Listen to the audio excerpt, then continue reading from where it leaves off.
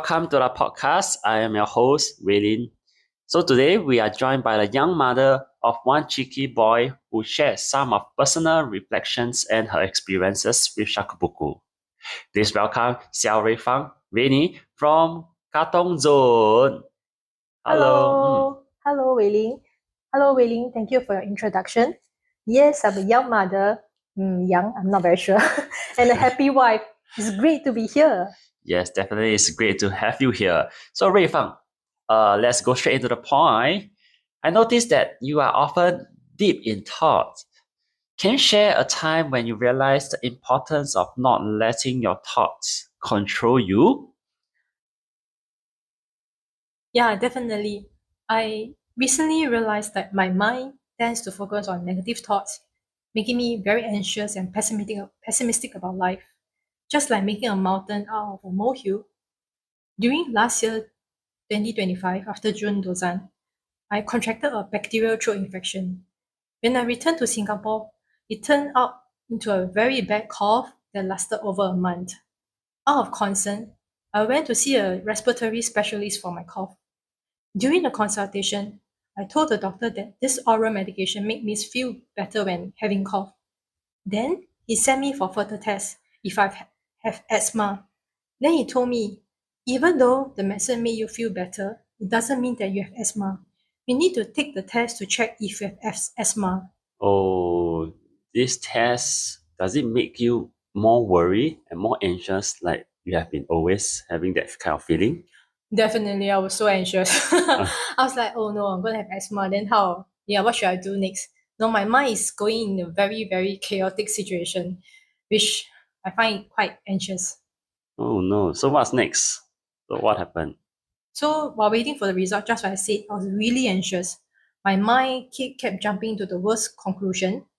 But after the test, I actually realized that the doctor told me that I actually don't have asthma.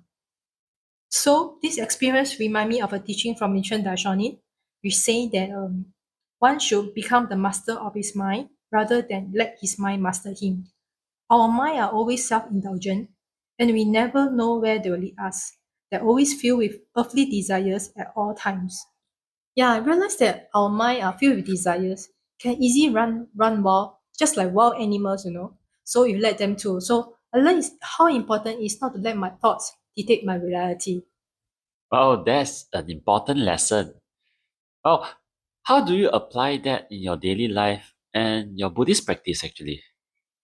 So as a stay-at-home mom, sometimes very busy. Even working mom also very busy one. I agree. So yeah, so whenever I have opportunity to chant Dhammaku, I'll just chant. Even 5 minutes, 10 minutes, I will just take opportunity to chant and sincerely to pray to God on that how can I think like the Buddha, speak like the Buddha, and feel like the Buddha, and sincerely pray to God to be the master of my deluded mind, so that my mind can be more calm and not really focusing too much on my own challenges or problems. Rather, to feel the pain of others people's suffering and share my practice with them through Shakubuku. Well, definitely not easy. Even for myself, I will sometimes think of my own problems and challenges. On you saying that to think and feel for others, it really admirable and it's really not easy. Very fun. I know that you have amazing experience with Shakubuku. Can you tell us more about that? Yeah, of course, definitely. I never imagined I'll be able to Shakubuku my friend from Polytechnic. Her name is Juliana.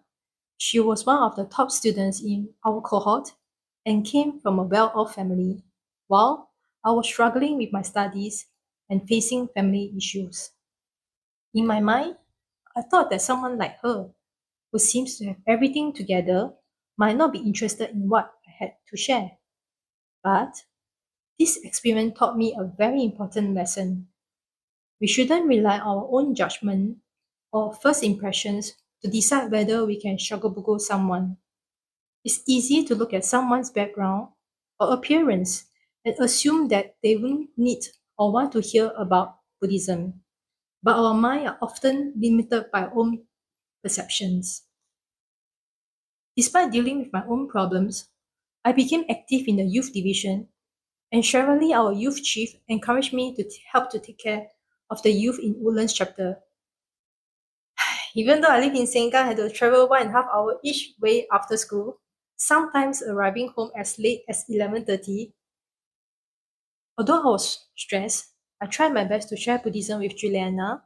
I brought her to Propagation Center in Jalan Afifi 1 or 2 times and brought her to Kaimyo-in and some youth activity a few times.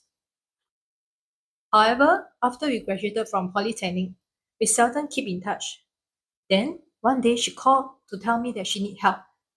Having heard that, I quickly informed my mother and a few adults from Hougang chapter and went to home visit her family. After a few times of visiting and chanting, both her mother and her younger son started to practice and receive Gojukai. Wow, that's amazing. Luckily, you introduced this religion and Buddhism to her so that she know where to go and where to find help. But I heard that her mother, her youngest brother, started to practice. How about your friend herself? Haha, she's not ready.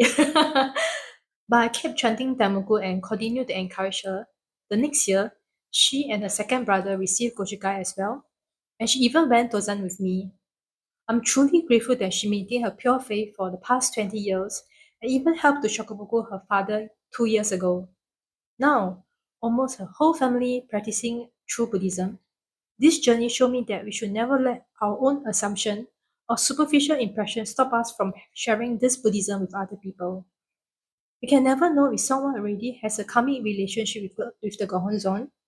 My role is to simply to introduce them to Nichiren Daishonin Buddhism, bring them to the Kaimyo-in to see Joju Gohonzon, and allow them to build their own relationship with the Buddha.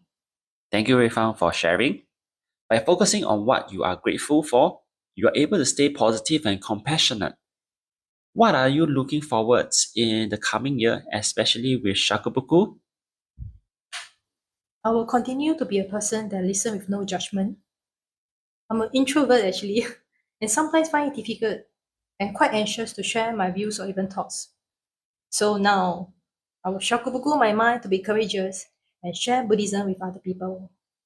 67 high priests once shared that we need to share sincerely and plant the seed of Nam-myoho Renge-kyo to 100 people. Surely one will accept. I'll keep sharing Buddhism with other people and work with my team to achieve one person shakubuku, one person pledge this year. Thank you very much. Thank you so much, Ruifan. Really appreciate your time, and I'm sure your sharing will encourage our listener too. I also learned that we have to do our best every day. Even a few more minutes of Daimoku each day can make a big differences. Small steps can lead to big changes through our consistent practice. So be it working mom, working dad, stay home mom, stay home dad, everyone can contribute in their own way in every minute that counts, right? So with that, thank you everyone for tuning, and thank you Rui Fang for coming over and share with us this. Thank you very much. Okay, bye bye everyone. Bye bye.